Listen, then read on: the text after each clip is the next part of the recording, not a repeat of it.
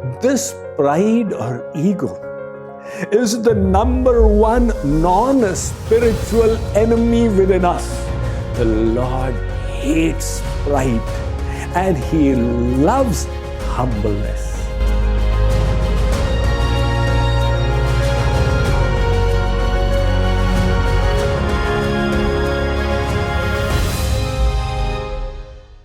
When we begin to understand that nothing is ours in the world, God is the actual proprietor of all creation and everything that's in it, then the desire arises to serve Him with our possessions, abilities, and talents.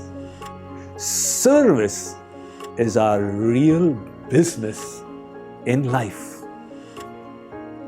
If people engage in business to increase their possessions and continue to hoard, they become isolated in a very lonely world, which only serves to increase the discontentment, not decrease it.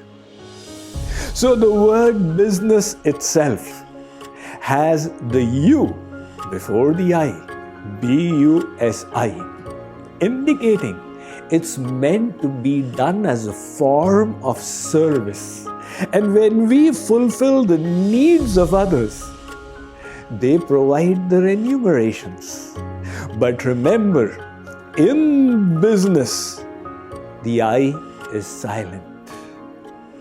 The goal is not my needs, but the attitude of service.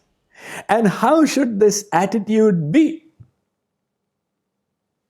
Let's learn from King Raghu, one of the most charitable people in Indian history. Raghu was the ancestor of Lord Ram. Ram's father was Dashrath, his father was Aj, his father was Raghu, his father was Dilip. The name Raghu Vansh comes after him. Raghu, as the king of Ayodhya, decided that I have collected so much in taxes from my public, not for my sake, but to serve the citizens. Just as the clouds gather water from the land, not to enrich themselves, but to shower it back upon the earth. Raghu thus decided to perform the Vishwajit Yagra. Sa Vishwajitama Jahre Yagyam Sarvasva Dakshinam Adanam Hivasargaya Satam Varimuchamiva. In the Raghu Vansh, Mahakavi Kalidas has stated this. Raghu performed the Vishwajit Yagya, the rule of which states that you must give away everything you possess in charity, nothing must remain. Raghu followed those rules. After the Yagya, he donned the clothes of a beggar and taking a mud vessel went out to beg in his own kingdom.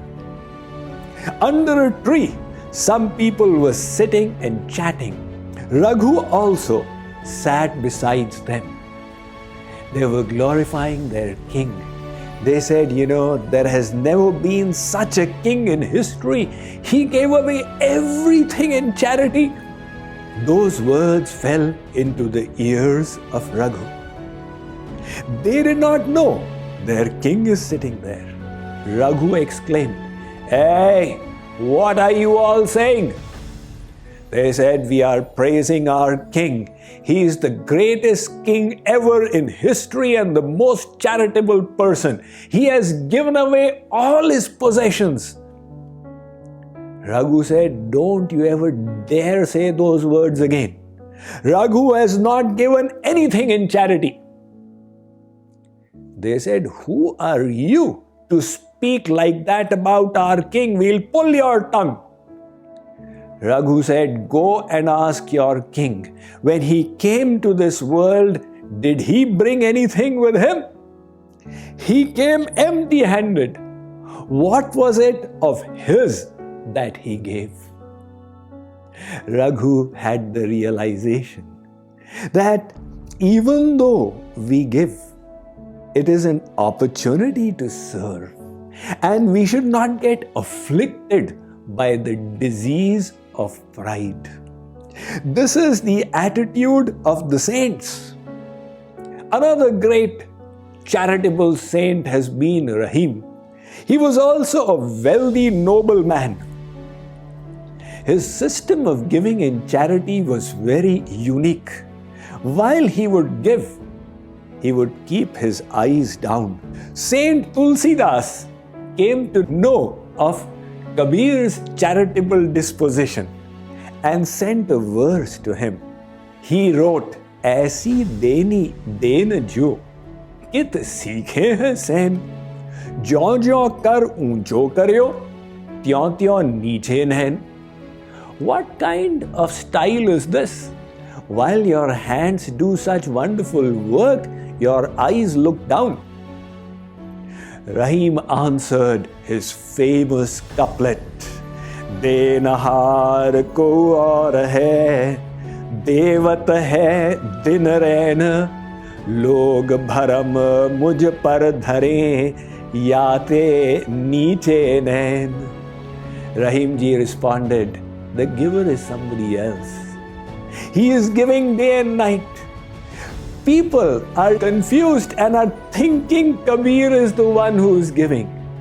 In embarrassment, I keep my eyes down. Rahim was another example of somebody who was serving, but alongside was giving away the pride of having done good. This pride or ego is the number one non-spiritual enemy within us. That is why I say ego is acronym for edging God out. I always say that even one such gem of divine wisdom, if fully utilized, has the power to completely transform our life. In this recently published book, The Science of Mind Management, you will find a treasure chest of such divine wisdom, all not prejudiced against anyone nor biased towards another. Akhila Vishwa, yah mor upaya, sab par mori barabar daya. However, Narad ji in his Bhakti Darshan says, the Lord hates one thing and loves another. What is that? Ishwarasya abhimana dveshatvat dainya priyatvacha. The Lord hates pride and He loves humbleness, because pride in the heart edges Him out. Rabindranath Tagore has written a poem in which he describes that he was working in a hut on a moonlit night by the ocean side. Outside was bright moonlight, but the windows and doors of the hut were shut. Tagore was working by the light of a little lamp. All of a sudden, the lamp went out and there was darkness in the hut. So Tagore opened the door and the hut filled up with moonlight. This is an analogy he provides to explain that there is the infinite illuminating grace of God. We have shut it out with our ego. If only we can quell that ego and open our hearts, we will receive the infinite grace of the Lord. So pride is the biggest untruth in our lives. The sixth and final point of surrender is to offer ourselves and also offer the pride of having surrendered. Let's digest this message through a a wonderful story. One sadhu was performing austerities, sitting on a rock in the Himalayas. After 12 years of intense sadhana, he had a divine experience. His heart started swelling with bliss.